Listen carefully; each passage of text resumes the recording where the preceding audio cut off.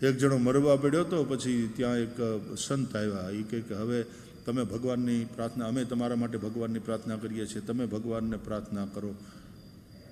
હવે જીવનના થોડા દિવસ છે એટલે તમારા માટે પ્રાર્થના કરીએ છીએ કે તમારું મંગલ થાય, તમારી સદગતિ થાય ને બીજો જન્મ થાય તો તમારો હારા ઘરમાં સારી યોનિમાં થાય. તો ઓલો કે બાપુ હારવાર એવું માગજો કે પાછો આવતો જન્મ થાય ને તો ભગવાનને કહેજો મને 2 લીવર આપે. આ એકમાં જ શું છે, ખરાબ થઈ જાય છે. બોલો, એણે પીવામાં જ લીવર બગાડી નાખેલું ને જિંદગી પૂરી કરી હતી. એટલે બોલો, એને આવતા જન્મમાં એ પાછા 2 લીવર એટલા માટે જોઈએ છે, વ્યસન છૂટતા નથી. ક્યાં ગુલામી હૈ. હીરો ખોવાણો મારો કચરામાં, મૂલ્યવાન જીવન છે. કોઈકે બહુ સરસ લખ્યું કે ઈશ્વરે આપણને માનવ જીવન આપી અને આપણું સન્માન કર્યું છે અને કહ્યું છે લવ યુ, બ્લેસ યુ. હવે માનવ જીવનને સાચી રીતે ને સારી રીતે જીવી બતાવવાનું છે અને આપણે રેસિપ્રોકેટ કરવાનું છે અને ભગવાનને કહેવાનું છે પ્રભુ ઉત્તમ રીતે જીવી બતાવવાનો મેં પૂરો પ્રયાસ કર્યો, because I love you too. આ રેસિપ્રોકેશન, મેં રેસિપ્રોકેટ કર્યું.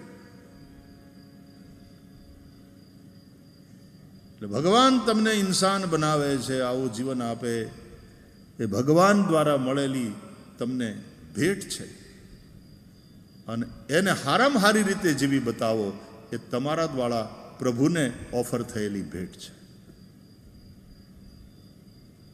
જીવન ફેંકી દેવા માટે નથી. વ્યસનોમાં અને વિષયોમાં જીવનને જે ફેંકી દે, ઈશ્વર નારાજ. તમને દાખલા તરીકે આપણે ત્યાં આવા બધા સમારોહ થાય ને મંચ ઉપર સન્માન કરવા માટે લોકો આવે ને ફૂલની માળા લઈને આવે અથવા તો બુકે લઈને આવે અને એ બુકેને લઈને પછી કોઈ માણસ ફેંકી દે, ઘા કરે, તો આપવાવાળાનો અનાદર કહેવાય કે નહીં? એ કે અમે આટલા આદરથી, અમે આટલા પ્રેમથી બુકે આપીને એમનું સન્માન કર્યું અને એમણે ફેંકી દીધો, ઘા કર્યો. એમ ઈશ્વર આપણને આટલું મૂલ્યવાન માનવ જીવન આપે છે અને આપણું સન્માન કરે છે અને એવા જીવનને આપણે વ્યસનમાં અને વિષય ભોગમાં વેડફી નાખીએ એ આપણે ઈશ્વરનું કરેલું અપમાન છે, એ ઈશ્વરનો અનાદર છે. પછી સામેવાળો બીજી વાર બુકે આપે. અરે બુકે શું આપે? તમારું સન્માન કરવા માટે તમારી સામે આવીને ઊભો ન રહે. કોક એમ કે તમે બીજાને કયો ભાઈ, આ માણસ સન્માનને લાયક નથી. પછી ઈશ્વર માનવ જીવન ના આપે.